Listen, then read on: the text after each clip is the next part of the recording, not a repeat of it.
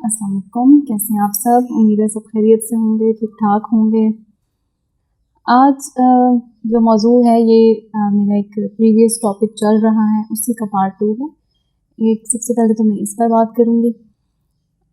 इसमें मैंने एक टॉपिक शुरू किया था जिसमें इस चीज़ को एक्सप्लेन करने की कोशिश की थी कि एक शख्स जो डिप्रेशन का शिकार है उसको ज़ाती, ख़ानदानी, कारोबारी हर तरह की ज़िंदगी में जो मसाइल पेश आते हैं अपनी बीमारी की वजह से, और उस बीमारी की वजह से जो कुछ हो रहा होता है उसकी कम समझ की वजह से, और इर्द गिर्द के लोगों को भी उसकी कम समझ होती है, जिसकी वजह से बहुत से मसाइल बढ़ जाते हैं। उस बीमारी एक जगह, लेकिन उसकी बहुत ज़्यादा जो है वो फैलाव हो जाता है उसकी मसाइल का। तो उसमें एक वीडियो मैं ऑलरेडी बना चुकी हूँ इस पर। अब सेकंड जो मैं बात करना चाह रही थी वो ये थी कि जो शख्स डिप्रेशन का शिकार होता है वो ज़हनी तौर पर पहले जब मुकम्मल तौर पे सही होता है तो अपने सारे किरदार, अपने सारे रोल्स अपनी ज़िंदगी में ठीक से निभा रहा होता है, और फिर जब वो उसको डिप्रेशन होता है तो वो एकदम उसकी शख्सियत में बदलाव आ जाता है।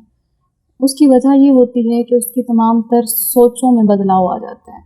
उसकी तमाम जो सोचें हैं वो बदल जाती हैं, तब्दील हो जाती हैं। इस बात का अंदाज़ा ना तो उस शख्स को होता है जो खुद डिप्रेशन का पेशेंट होता है, क्योंकि ये ग्रेजुअली एंड स्लोली होता है, और ना ही उसके करीबियों को हो पाता है। अमूमी ये सोच होती है कि शायद ये शख्स खुद बदल गया है या ये क्या कर रहा है, लेकिन असल बात तो ये है कि उसके पीछे एक वजह होती है, उसकी बीमारी, और वो उसके तहत उसके ज़ेरे असर ये सब कुछ कर रहा होता है। इस जो सोचें हैं उनको हम अपनी एक टर्मिनोलॉजी देते हैं कि एक पर्सन जिसको डिप्रेशन है उसकी सोचें नेगेटिव हो जाती हैं, मोर इंक्लाइनिंग टुवर्ड्स नेगेटिविटी, जिसको हम अपनी टर्मिनोलॉजी में कहते हैं डिप्रेस्ड कॉग्निशंस। इसको मैं एक्सप्लेन करती हूँ। इनको हम फर्दर 3 ग्रुप्स में डिवाइड करते हैं, और हर ग्रुप में क्या सोच होती है, उससे क्या मसले पैदा होते हैं, ये मैं बताऊँगी।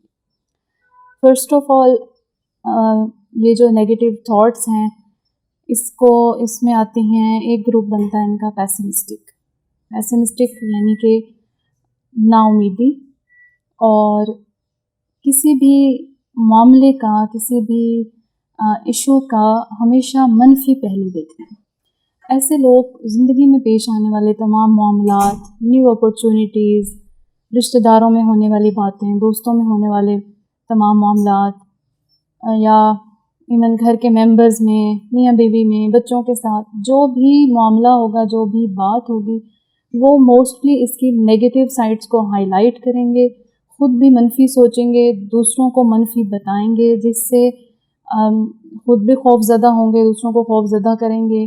कोई नया काम शुरू करने लगा है, उसको मोटिवेशन नहीं मिलेगी, उसके सारे मनफी पहलू ये हाईलाइट कर रहे होंगे, क्योंकि इनको ख़ुद हर चीज़ में मनफियत ही नज़र आ रही है। अब आप इस चीज़ को खुद जनरलाइज़ करें और सोचें कि अगर एक शख्स ज़िंदगी के हर मामले में सिर्फ मनफी पहलू देख रहा है तो फिर उसकी अपनी ज़िंदगी पर और दूसरों की ज़िंदगी पर किस किस्म के असरात आ रहे होंगे। इसको आप ज़िंदगी के हर मौजू, हर मौके, हर टॉपिक में इस एक पॉइंट को शामिल करके देखना शुरू करें। सेकंड चीज़ आ जाती है वर्थलेसनेस। ऐसे लोगों का एक कॉग्निशन होता है ख़ुद को कमतर समझना। तो अब होगा ये कि कोई आम सी भी बात होगी, कोई मामूली सी बात जो लोगों को लग रहा होगा बहुत मामूली है, वो शख्स जो है वो उसे बहुत ज़्यादा फ़ील करेगा और यही सोचेगा कि शायद बस उससे कुछ समझा नहीं जाता, वो चूँकि किसी काम का नहीं है, वो चूँकि बहुत कम है, इसलिए लोग उसे इग्नोर करते हैं और वो जानबूझ के करते हैं। यहाँ उसे गुस्सा भी आएगा, यहाँ उसकी लड़ाइयाँ भी होंगी, यहाँ वो बैठ के भी उसको वीपिंग स्पेल्स होंगे, वो रोएगा भी सही। मिसाल के तौर पर घर में ख़ानदान में कोई इवेंट हो रहा है और सब लोगों को पता है जी तैयारी करनी है, जाना है, सब तैयार हो रहे हैं, जा रहे हैं।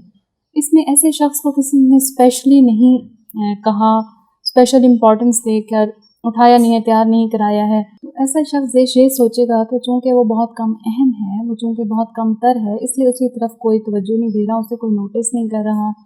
वो खुद सेल्फ पिटी का शिकार होता रहेगा, खुद को बहुत मज़लूम समझता रहेगा, जिससे वो खुद भी हर्ट होगा, वो खुद भी तकलीफ़ में रहेगा और उसके इर्द-गिर्द के सारे लोग भी इस तकलीफ़ में होंगे कि ऐसा क्यों हो रहा है, जबकि हम लोग ऐसा नहीं सोचते हैं, तो ये क्यों सोच रहे हैं। तीसरी चीज़ आ जाती है गिल्ट की। ऐसे लोग फिर बहुत ज़्यादा माज़ी में रहते हैं, माज़ी की बातें, माज़ी में हुए वाक़यात, ये वो वाक़यात याद करते हैं और बहुत मामूली सी बातें, मसलन कोई इनके घर आया था और उन्होंने ठीक से उसका ख़्याल नहीं रखा था, ठीक से मेहमान नवाज़ी नहीं की थी, उनसे बाद में ताल्लुकात ख़राब हो गए, तो अब ये उस चीज़ को सोचना शुरू करेंगे कि वो सब उनकी वजह से हुआ था, वो ऐसा ना करते तो ऐसे ना होता, ये इस मौके पे ये नहीं करना चाहिए था। बहुत माइनर इश्यूज़ को भी वो सोचेंगे, पुरानी चीज़ों को निकाल के लाएंगे और हर वक्त गिल्ट में और सेल्फ ब्लेमिंग में रहेंगे। ये मेजर इम्पॉर्टेंट पॉइंट्स थे। इन सब की वजह से बिहेवियर में चंद चीज़ें आती हैं, वो भी मैं इनके साथ ही मेंशन कर रही हूँ। उसमें पहले तो जो आती है चीज़ वो ये कि इनके अंदर एक फ़िज़िकल रेस्टलेसनेस हो जाती है, बेचैनी हो जाती है। ये लोग एक ही जगह पे और एक ही काम में ज़्यादा देर तक बैठ नहीं सकते हैं, ज़्यादा देर उसको कंटिन्यू नहीं कर सकते हैं, तंगी होना शुरू हो जाती है, जिसकी वजह से इनकी ज़िंदगी से परसिस्टेंस कम हो जाती है। ऐसे लोग मोस्टली अपने काम शुरू करते हैं और उन्हें अनफिनिश्ड छोड़ देते हैं। हो सकता है कोई ख़ातून जो पहले अपने घर को बहुत नीट एंड क्लीन रखती हों, हर चीज़ को अपनी जगह पर रखती हों, कभी इनके घर में मैले कपड़े नज़र ना आते हों, हर वक्त चीज़ें ऑर्गेनाइज रहती हों, लेकिन अब वो ऐसा ना कर पाती हों, अब उनके बर्तन मैले किचन में रखे पड़े रहते हों, अब उनके घर में चीज़ें इधर उधर होती हों, सफाई ना होती हो, क्योंकि वो कर नहीं पाती, उनके टास्क सब अनफिनिश्ड रहने लगे हैं। सेकंड मोस्ट इम्पॉर्टेंट चीज़ जो बिहेवियर में आ जाती है वो होता है इनका लैक ऑफ इंटरेस्ट, जो कि इनकी ज़िंदगी की किसी भी एक्टिविटी में, कोई भी नया काम शुरू करने के लिए इनको मोटिवेशन नहीं आती है। जो इनको एक्टिविटीज़ पहले पसंद थी अब वो पसंद नहीं होंगी। ये चीज़ें जो कि ऑलरेडी मैं डिप्रेशन पर जब बात की थी तो उसमें बात कर चुकी हूँ, इसलिए मैंने जल्दी ही गो थ्रू कर रही हूँ ताकि जो सुनने वाले हैं वो इसको रिलेट कर पाएँ और समझ पाएँ अच्छी तरीके से।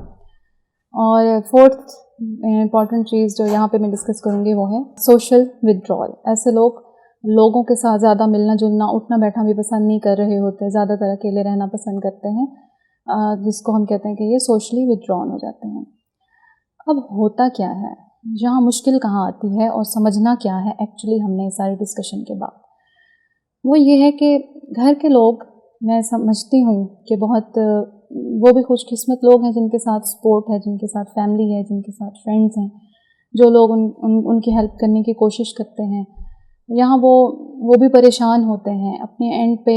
ज़ाहिर है एक इंसान जिसकी थॉट्स बहुत नेगेटिव हो गई हैं, जो डिप्रेस्ड है, उसके साथ रहने वाले लोगों पर उसका एक रंग चढ़ता है, उन सब की ज़िंदगियाँ भी अफेक्ट हो रही होती हैं, नो डाउट, और काफ़ी सारी परेशानी का बाइस होती हैं ये चीज़ें। यहाँ वो हर तरीके से चाहते हैं कि हम इस शख्स की मदद करें और किसी तरह इसको निकालें इस सब मुश्किल में से, लेकिन मुश्किल ये हो रही होती है कि ना पूरी तरह से समझ पेशेंट को होती है उसके साथ क्या हो रहा है, ना ही पूरी तरह से समझ घर वालों को होती है कि यहाँ एक्चुअली हो क्या रहा है and how to handle this. अब यहाँ 4-5 इम्पॉर्टेंट मशवरे भी दिए जाते हैं करीबियों की तरफ से। वो बेशक अपनी तरफ से मोहब्बत और प्यार के अलामत होते हैं, अपनी तरफ से कुछ अच्छा करने के लिए दिए जाते हैं, लेकिन हकीकतन वो बेटर की बजाय वर्स कर रहे होते सिचुएशन को। सबसे पहला मशवरा जो दिया जाता है वो ये होता है कि मुस्बत सोचने की कोशिश करो, मुस्बत सोचो। अब जब एक शख्स के दिमाग में ऐसी तब्दीली आ चुकी है कि उसके कॉग्निशंस डिप्रेशन की वजह से डिप्रेस्ड हो गए हैं, तो यकीन माने ये सब उस शख्स के इख्तियार में नहीं है। ये जो सारी सोचें हैं, ये जो मनफी ख्यालात हैं, ये उस शख्स के इख्तियार से अब बाहर की बात हो चुकी है। वो बेबस है इसमें, वो चाह कर भी वो नहीं कर सकता जो उसे नॉर्मली करना चाहिए। यानी उसके ख्यालात जो मनफी हैं वो उन्हें ज़ोर ज़बरदस्ती से मुस्बत नहीं कर सकता, उसका दिमाग उसी तरीके से चल रहा है। دوسرا مشورہ دیا جاتا ہے کہ مصروف رہا کرو، کسی کام میں لگے رہا کرو. تو اس میں نے اب جیسے کہ ہائی لائٹ کیا کہ فزیکل ریسٹلیسنس ہے، لیک آف انٹرسٹ ہے، لیک آف موٹیویشن ہے، تو اسے سب سے پہلے تو کام کرنے کا دل ہی نہیں کرے گا. اگر وہ کام شروع بھی کر لے گا تو اس کو پرسسٹنٹ رہنے میں پرابلم ہوگی، یہ اس کی بیماری ہے. تو یہاں یہ نہ اس کی غلطی ہے نہ آپ کی غلطی ہے، بلکہ آپ لوگوں کو، فیملی کو، ارد گرد کے لوگوں کو اور پیشنٹ دونوں کو صرف اس بات کو سمجھنے کی ضرورت ہے، اس کی بیسک کو سمجھنے کی ضرورت ہے. عموماً ایک اور مشورہ بھی دیا جاتا ہے کہ باہر آیا جایا کرو، لوگوں سے گھلا ملا کرو، دل اچھا رہے گا. ہو سکتا ہے فار دا سم ٹائم کچھ لوگوں کے لیے یہ افیکٹو بھی ہو، اچھا بھی ہو، وقتی طور پہ اس کا ذہن ہٹ جائے. لیکن اگر کوئی شخص سوشل ودرول میں چل رہا ہے تو اس کا لوگوں کے ساتھ بیٹھنا اس کے لیے زیادہ تکلیف دہ ہوگا، وہ اس کو زیادہ فرسٹریٹ کرے گا اور زیادہ ایگریشن کی طرف بھی لے کر چلا جائے گا. تو اب اس سارے ڈسکشن کے بعد آپ سب کے ذہن میں ایک سوال آ رہا ہوگا کہ پھر اس کا حل کیا ہے، اب کیا کیا جائے. میں ایک سیپریٹلی انشاءاللہ نیکسٹ اسی کے سیریز میں پارٹ میں یہ بات واضح کروں گی کہ فیملی کس طرح سے ہیلپ فل ہو سکتی ہے. کچھ تو آئیڈیا یہاں سے بھی ہو گیا ہوگا کہ ایٹ لیسٹ ورس نہ کریں سچویشن کو، اور آپ لوگوں نے کیسے شخص کے ساتھ رہنا ہے، کیسے کوپ کرنا ہے، کیسے مدد کرنی ہے، اس پہ میں الگ سے بات کروں گی. فی الحال آپ کے سوال کا جواب کہ اس ساری مشکل کا کے بعد اب کیا کریں، تو حل ایک ہی ہے، treatment. As soon as possible آپ کو ایسی سچویشن لگتی ہے، آپ لوگ اسٹک ہو گئے ہیں، تو آپ ڈاکٹر کے پاس لے کر جائیں، آپ میڈیسن شروع کریں. انشاءاللہ تعالیٰ جیسے ہی ریمیشن آئے گی خود بخود کوگنیشنز جو ہیں وہ ڈپریسڈ سے نارمل ہونے لگیں گے، اور جو انسان جس کی شخصیت تبدیل ہو چکی ہے وہ اپنی پہلی والی شخصیت میں لوٹنے لگے گا. تھینک یو سو مچ. آج اس پارٹ میں یہی کہوں گی. امید ہے کہ اس سے آپ لوگوں کو کچھ نہ کچھ فائدہ ہوا ہوگا. آپ لوگوں کا اس سے ریلیٹڈ کوئی کویسچن ہو تو اسے کامنٹ سیکشن میں ضرور پوچھیں. انسٹاگرام پر بھی آپ مجھے فالو کر سکتے ہیں. اگر کوئی کویسچن، عموماً ایسے کویسچنز ہوتے ہیں جو پبلکلی پوچھنا تھوڑا مشکل ہو رہا ہوتا ہے، تو آپ اس کو انسٹا پر پوچھ سکتے ہیں، اور انشاءاللہ میں اس کو جو ہے اس پہ رسپونڈ کرنے کی پوری کوشش کروں گی. تھینک یو سو مچ. اپنا خیال رکھیں. اللہ حافظ.